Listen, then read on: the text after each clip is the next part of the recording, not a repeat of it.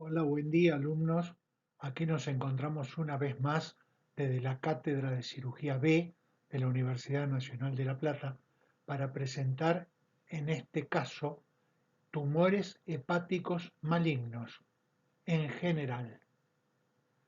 Ya hemos subido al entorno los distintos tipos de tumores hepáticos, describiendo a todos ellos con precisión y cada uno de ellos con sus características propias.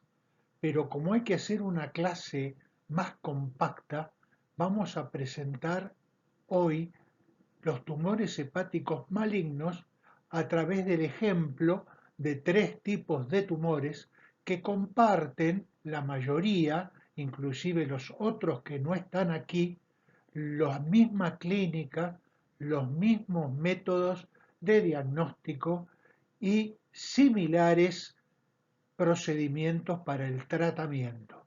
Así que a través de estos tumores vamos a tratar de comprender la dinámica de todos los demás. Con esta presentación nuestros objetivos son los detallados. Para ubicarnos y entender el contexto, las masas ocupantes intrahepáticas o la presencia de tumores hepáticos pueden ser por tumores primarios, que en este caso pueden ser benignos, sólidos o quísticos, y de estos no nos vamos a ocupar, o pueden ser malignos, que incluyen de estirpe hepatocelular, no hepatocelular y secundarios o metastásicos. Además está decir que todos los tumores benignos son primitivos hepáticos. Aquí nosotros tenemos dentro de estos tumores hepáticos benignos los sólidos y en esta lista se describen todos aquellos que son más frecuentes. El hígado es un órgano que presenta con frecuencia formaciones quísticas. El más frecuente, sin ninguna duda, es el quiste simple, pero también nos pueden acompañar todo otro tipo de formaciones y algunas de ellas no son neoplásicas, sino son consecuencia de otro tipo de patologías. Bueno, hablando ya de los tumores hepáticos malignos, vamos a tener tumores primitivos, que son aquellos que derivan de las células que se encuentran en el hígado, o sea, son propios del hígado, y vamos a tener tumores secundarios o metastásicos, que son aquellos que provienen en general de tumores que se encuentran en otro sitio. Dentro de los primitivos vamos a tener hepatocelulares, de las células hepatocíticas, que son el carcinoma hepatocelular y el hepatoblastoma de los niños, y no hepatocelulares, o sea que provienen de otras células, ya sean epiteliales o mesenquimáticas, como son el colangiocarcinoma, el cistoadenocarcinoma hepatobiliar, el hemangioendotelioma epitelioide, el angiosarcoma y el sarcoma hepático indiferenciado. Y después vamos a tener los secundarios o metastásicos que provienen de tumores colorectales, que son los más frecuentes sin ninguna duda, de tumores neuroendocrinos con o sin funcionalidad hormonal y otros tipos de tumores más raros, menos frecuentes. De esta larga lista de tumores hepáticos malignos, hemos elegido tres variedades. Una de ellas es el carcinoma hepatocelular como ejemplo de los otros tumores. Aquí vemos algunas características del hepatocarcinoma, donde hay elementos que son destacables. Uno es la alta incidencia que tienen los países asiáticos. La otra es que se presenta generalmente en países con subdesarrollo y que están asociados generalmente a enfermedades hepáticas crónicas, dentro de la que se destacan la infección por hepatitis B y la infección por hepatitis C, y cualquier otro proceso que lleve a la creación o a la aparición de cirrosis hepática. En estos pacientes es necesario realizar lo que se llama cribado, que se utiliza para detectar tumores malignos en forma inicial o cuando están en periodo inicial en poblaciones de alto riesgo.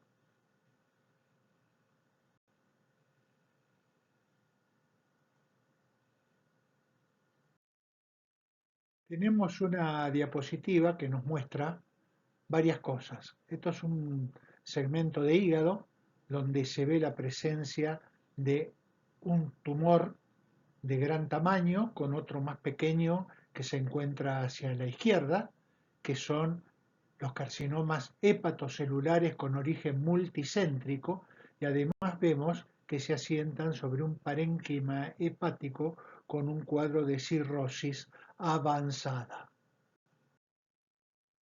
La pregunta es cómo se llega del parénquima hepático normal a la formación de un carcinoma. Lo que nosotros tenemos que saber es que a través de estímulos de regeneración en hígados con patologías crónicas, como son el alcoholismo, la estimulación y cambio del DNA a través de las infecciones virales, se produce un nódulo displásico.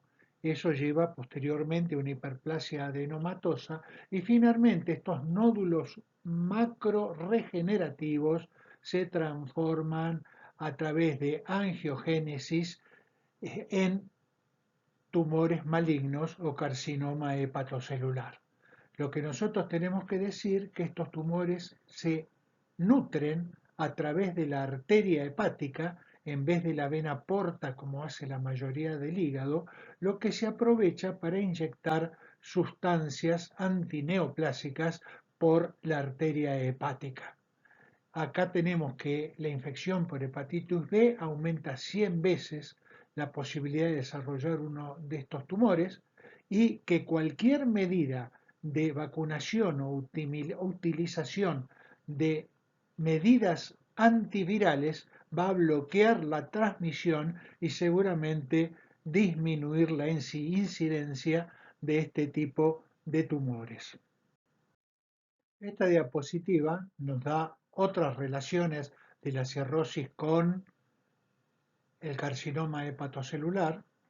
Nos dice que la cirrosis alcohólica depende bastante de la dosis de alcohol ingerido diariamente y que hay otras enfermedades, por ejemplo en el hígado graso o en la hemocromatosis, que favorecen el desarrollo de carcinoma hepatocelular. En cuanto a la presentación clínica de estos pacientes, debemos decir que inicialmente la clínica es muy incaracterística. Solamente cuando ha avanzado la enfermedad, destruyendo parénquima hepático, comienzan a aparecer signos de insuficiencia hepática que generalmente van en aumento y rápidamente terminan con la vida del paciente. Lo que nosotros tenemos que decir que debemos realizar antes el diagnóstico de que se presenten manifestaciones clínicas a través del cribado para poder realizar un tratamiento eficiente. La pregunta que nos hacemos es qué es el cribado. El cribado es la búsqueda a través de imagen o a través de pruebas serológicas de la aparición de tumores en pacientes de alto riesgo. Esto quiere decir en todos aquellos pacientes que tengan una cirrosis de cualquier etiología o que puedan ser proclives a desarrollar este tipo de tumor. En estos pacientes se debe realizar una ecografía cada 6 meses para detectar tumores en fase inicial, lo que favorece el tratamiento. Para el diagnóstico, la clínica es bastante incaracterística al inicio, pero generalmente es un nódulo de mayor de 10 milímetros con alfa-fetoproteína aumentada. Aquí tenemos los valores de la alfa-fetoproteína, pero lo que sí hay que destacar es que a través de la utilización de las características del diagnóstico por imágenes nos da prácticamente la certeza de la presencia de un carcinoma hepatocelular antes de realizar ningún tipo de biopsia. No obstante, si persisten las dudas, se hace una biopsia con la técnica de inmunohistoquímica que nos va a dar el diagnóstico de certeza. Aquí repetimos lo dicho en la diapositiva anterior. No necesitamos confirmación patológica cuando en un nódulo de 1 centímetro o más en un paciente con una enfermedad hepática crónica tiene un estudio de TC-RM con intensa captación de contraste en fase arterial, acuérdense su irrigación arterial, seguida de lavado en fase portal. Si hay dudas, tendremos que ir a la biopsia. Aquí reafirmamos lo ya dicho, nódulo de más de 1 centímetro, de 1 a 2 centímetros o más de 2 centímetros, pero en este, si la imagenología no es característica, se debe realizar la biopsia hepática. Bueno, acá tenemos el algoritmo diagnóstico, o sea, todo lo anterior que dijimos simplificado, que se divide en tumores de menos de 1 centímetro, donde la conducta es expectante, y mayores de más de 1 centímetro, nódulos detectados por cribado, es lo ideal, donde vamos a realizar toda una serie de pruebas que de resultar negativas van a terminar con una biopsia con inmunohistoquímica. En cuanto al tratamiento, podemos decir que tenemos tres tipos de pacientes. Aquellos que por sus condiciones anatómicas y su estado general permiten cirugías ampliadas, en ellos se establece una terapéutica curativa, por lo menos con intención curativa. Existen otros donde el tumor está demasiado avanzado o unido a estructuras vasculares o paciente en muy mal estado general, se le aplican terapias paliativas. Pero en el medio, y es lo que debemos saber muy bien, existe un estado intermedio de pacientes que si bien son irresecables inicialmente, con determinadas maniobras terapéuticas podemos lograr incluirlos en los pacientes para curación. Las medidas que nosotros tenemos de tratamiento son el trasplante hepático, que tiene que tener una gran cantidad de requisitos, pero fundamentalmente que no haya enfermedad a distancia del tumor, eso es básico. La resección quirúrgica localizada, que aquí están los datos donde se destaca la necesidad de una ecografía intraoperatoria, y posteriormente terapias que pueden servir para transformar en resecables pacientes inicialmente irresecables o bien como terapia paliativa. En este caso tenemos la quimioembolización y la radioembolización. Bueno, en cuanto a los tratamientos intermedios, tenemos a la ablación, que puede ser curativa o puede ser para llevar a un paciente a un estadio quirúrgico. Tenemos la radioterapia externa, tenemos tratamientos sistémicos e inmunoterapia. En cuanto a las terapias ablativas, que consisten en introducir una aguja que lleva hasta el tumor atacantes térmicos, químicos y físicos de distintos tipos, pueden servir como para curar al paciente si los tumores son menores a 2 centímetros o para atacar múltiples lesiones como para llevar al paciente a un estadio quirúrgico. Debemos incluir dentro del tratamiento a la neoadyuvancia, que es la utilización de quimioterapia previa a la cirugía, que va a servir para disminuir el estadio del tumor. Aquí tenemos los resultados, que tiene una efectividad del 50%, que es bastante aceptable. Tenemos dentro de este tipo de tratamiento la quimioembolización, que consiste en aplicar quimioterapia a través de la arteria hepática, aprovechando en este tipo de tumor que su vascularización es principalmente a través de la arteria hepática, y la radioembolización. No solamente inyecta itrio radioactivo, sino que también inyecta émbolos que permiten el desarrollo de los sectores hepáticos no cancerosos. Vemos una arteriografía donde se está inyectando en la arteria hepática quimioterapia, que va a ir directamente al tumor sin dar las complicaciones que tiene la quimioterapia sistémica. También se puede hacer con sustancias radiactivas, que nos va a dar un potencial como tratamiento paliativo o tratamiento reductivo para ser quirúrgico un paciente que inicialmente no lo era, o de regeneración hepática a través de la embolización, lo que nos permite tener un paciente en mejores condiciones y poder resecar más porcentaje de parénquima hepático. Finalmente tenemos este cuadro, que es la clasificación de Barcelona, que prácticamente resume todos los aspectos que presenta este tipo de tumor.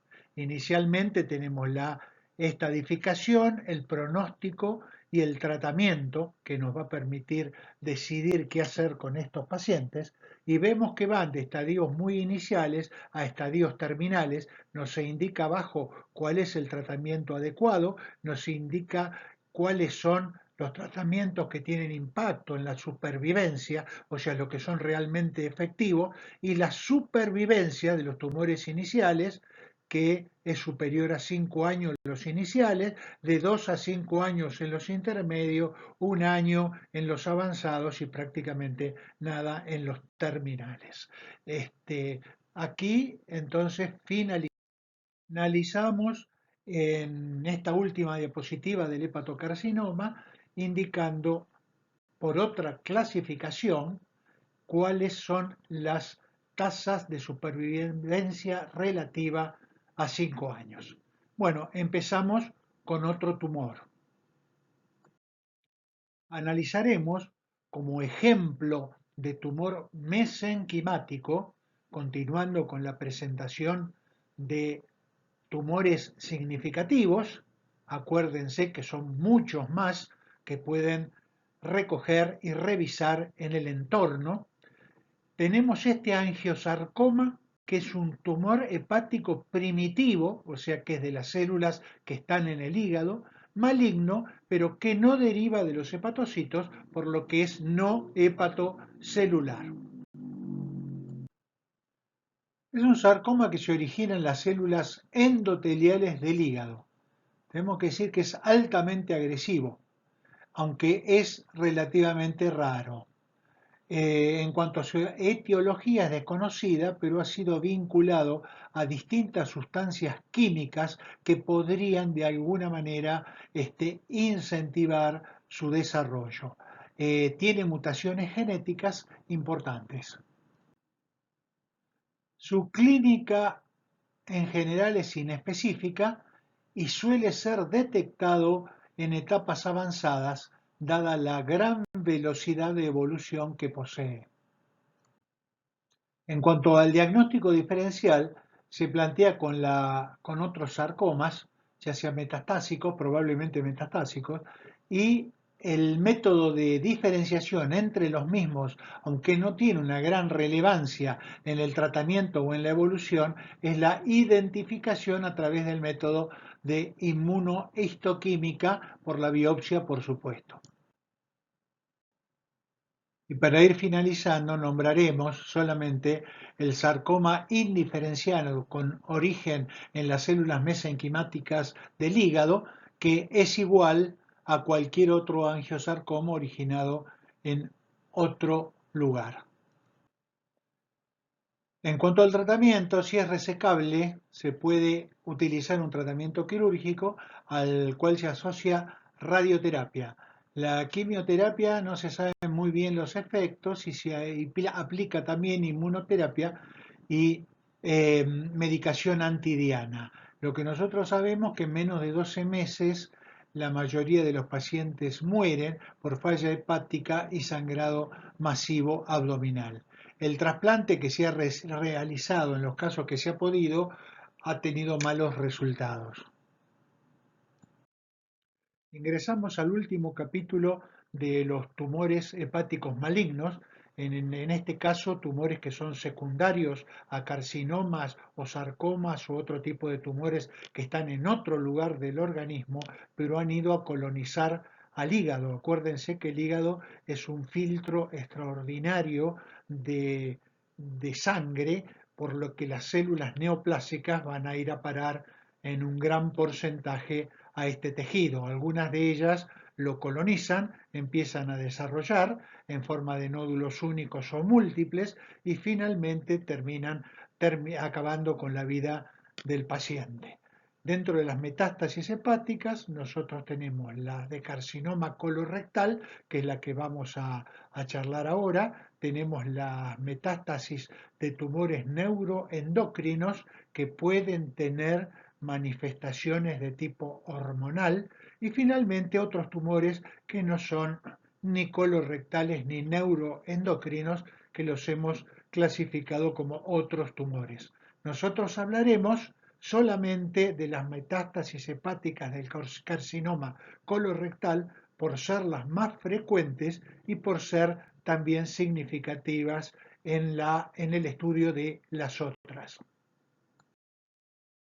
Podemos ver un hígado metastásico.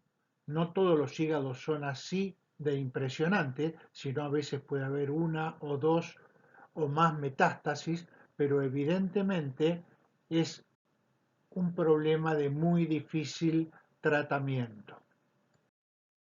Los datos que extraemos de esta diapositiva es que el 50% de los pacientes con cáncer colónico va a terminar teniendo metástasis hepáticas en algún momento de su evolución y que la supervivencia con o sin tratamiento es relativamente corta. Estas metástasis colorectales son las masas ocupantes intrahepáticas más frecuentes desde el punto de vista neoplásico maligno. Acá tenemos más características dentro de lo que se destacan la presencia de metástasis sincrónicas, que son aquellas que se presentan junto con el tumor primitivo o son detectadas al mismo tiempo, y finalmente cuando la metástasis aparece después de los 6 meses se llaman metacrónicas. Estos generan variantes de tratamiento que vamos a ver a continuación. Para llegar al diagnóstico tenemos que comenzar con la presentación clínica. Vemos que los datos que tenemos en esta presentación son altamente inespecíficos. Solamente se hacen específicos cuando la enfermedad está muy avanzada. Utilizamos también para el diagnóstico pruebas de laboratorio como los marcadores tumorales, en este caso el antígeno carcíneo embrionario, el CA19-9 y otros, pero los diagnósticos por imágenes son los que tienen preeminencia. Lo que nosotros tenemos que saber también, que aparte de los clásicos, se utiliza la angiografía para definir las relaciones de las estructuras vasculares con el tumor. Como final, es la biopsia cuando hay dudas que nos indican cuando se realiza inmunohistoquímica con claridad y con seguridad de con qué tipo de tumores nos estamos enfrentando. En cuanto a las pruebas de diagnóstico por imágenes, dijimos que junto a la biopsia tienen un extraordinario valor en el diagnóstico de esta patología. Decimos que la eco tiene poca sensibilidad, pero es el método que se utiliza para el cribado, o sea, la búsqueda de tumores en estadios iniciales. Usamos la tomografía computada, decimos que la resonancia magnética es el mejor método para la evaluación de las metástasis hepáticas en general. Utilización también del PET con 18-fluoroglucosa, que nos va a permitir ver si existen otras metástasis en otros órganos que contraindicarían de alguna manera el trasplante hepático. Y finalmente, como herramienta del cirujano, el uso de la ecografía intraoperatoria, que nos permite ir detectando otras metástasis que los métodos tradicionales de diagnóstico por imágenes pueden no haber detectado. Vemos esta metástasis en un estadio relativamente inicial, y en este paciente se pudo realizar en el mismo tiempo la resección de su cáncer de ciego y de la metástasis que tenía en el hígado. La evolución fue muy buena. En estos estadios iniciales es que debemos diagnosticarlas. Esta diapositiva es muy interesante porque nos dice que el único método potencialmente curativo es la resección quirúrgica o la ablación en los tumores muy pequeñitos. 50% de estas metástasis serían irresecables, solamente en un 15% sería posible la resección, pero haciendo la aclaración que se debe conservar un porcentaje bastante alto del parénquima hepático para que el paciente después de la resección no entre en insuficiencia hepática. Actualmente se pueden transformar pacientes irresecables en resecables con la utilización de la quimioterapia neoadyuvante, y también se puede realizar un aumento de volumen del hígado para poder efectuar con tranquilidad una resección a través de embolización en la vena porta o en la arteria hepática. Cuando nosotros utilizamos métodos como el TARE o el TASE, tenemos también la posibilidad de disminuir el tamaño de las metástasis para que la resección sea más sencilla. En las metástasis hepáticas de cáncer colorectal, cuando son sincrónicas, o sea que se han presentado al mismo tiempo el problema en el hígado y el problema en el intestino, nosotros podemos realizar distintos tipos de abordaje. Podemos abordar el colon inicialmente y posteriormente utilizar la resección de la metástasis hepática. Esto se hace cuando el colon es muy sintomático y está a punto de complicarse con obstrucción intestinal, con hemorragia o con otros problemas. Tenemos un abordaje colorectal y hepático en el mismo momento, en la misma operación, que es cuando se resecan los dos problemas en el mismo momento. Esto se llama abordaje simultáneo, que es el abordaje preferido siempre que se pueda realizar. Y finalmente tenemos primero abordar las metástasis hepáticas y posteriormente resecar el colon. Este abordaje, que se llama inverso, evita la insuficiencia hepática. Vemos un resumen de qué forma debemos abordar la metástasis hepática, variando de acuerdo a que el colon sea sintomático, variando de acuerdo a la cantidad de tejido hepático anatómico que ha tomado la metástasis, y finalmente si el colon derecho o el colon es izquierdo, que también va a modificar la conducta a seguir. Lo que podemos decir, nosotros vemos en la parte inferior de este cuadro, que la mayoría de los abordajes son simultáneos. Esto quiere decir resolver en la misma operación las metástasis hepáticas y el tumor colorectal. Bueno, una vez que hemos resecado el colon y hemos resecado las metástasis, nosotros queremos saber qué pronóstico va a tener el paciente. Hay algunos datos que son fundamentales en el pronóstico, que son la presencia de linfonodos positivos, niveles de CEA por encima de 200 nanogramos, la presencia de enfermedad extrahepática, qué grado de diferenciación tienen nuestras células, si los márgenes son positivos o no, tener más de una metástasis en el hígado y finalmente las complicaciones posoperatorias que retrasan cualquier otro tipo de tratamiento. O sea, todas estas son factores pronósticos negativos en pacientes resecados.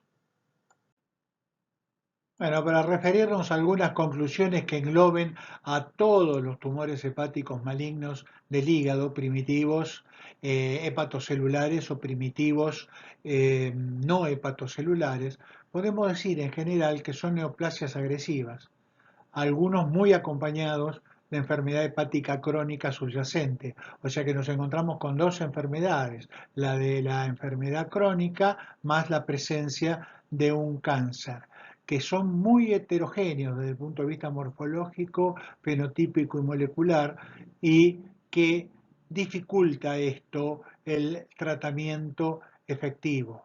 Tienen clínica y laboratorio inespecífico, ya que no se manifiestan por datos especiales.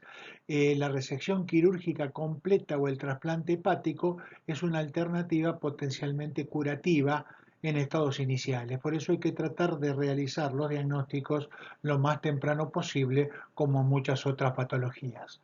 Bueno, muchas gracias y cualquier pregunta estamos a disposición.